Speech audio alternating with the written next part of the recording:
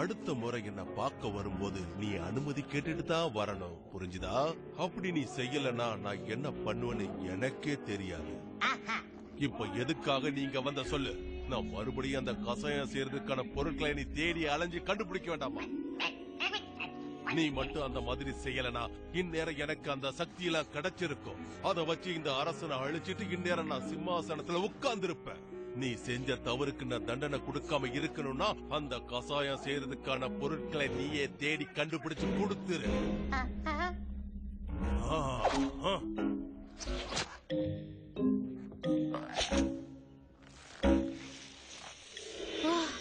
இன்னும் எத்தனைதான் இப்படி எடுக்கணுமோ அப்படியே மேக்னெட் மாதிரி போட்டிக்குது. சரி, என்னால எப்படி பார்க்க முடியுது? என்ன புரியல. ஆனா கூடிய சீக்கிரம் அதை கண்டுபிடிக்கிறதுக்கான ஏற்பாடுகளை பண்ணிட்டு இருக்கோம். உன்னால பறக்க முடியுதுன்னு தெரிஞ்சிருச்சு. அதனால முதல் கேள்வியை விட்டு ரெண்டாவது கேள்விக்கு போயிடலாம். வேற ஏதாவது சக்தி உனக்குள்ள இருக்கா? உதாரணத்துக்கு அதிக பலம் இருக்கு. சுறுசுறுப்பு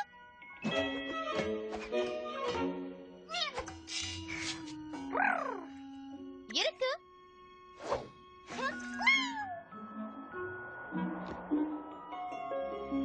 வேற ஏதாவது மறைஞ்சு போற சக்தி, கண்ல இருந்து நெருப்பு, இல்ல எதையோ மாத்தக்கூடிய சக்தி.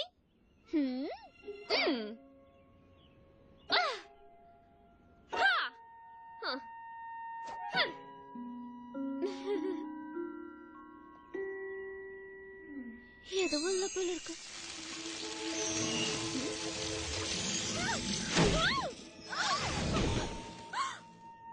அப்போ அதுவும் இருக்குன்னு அர்த்தம். அப்புறம் உன்னோட முடி முன்னாடி பின்னாடி அசைச்சு காட்டு. நல்லா இருக்கு. ஆனா இதுக்கு முன்னாடி இன்னும் நல்லா இருந்தது இல்ல? ஆமா, ஆனா 15% நல்லா இருந்ததுன்னு சொல்லலாம். இப்போ சந்தேகமே கிடையாது, நீ ஒரு சூப்பர் ஹீரோ. உனக்கு பிரின்சஸ் பவர் கிடைச்சிருக்கு. ஆனா எப்படி? அது கண்டுபிடிக்கிறது கஷ்டம்தான்.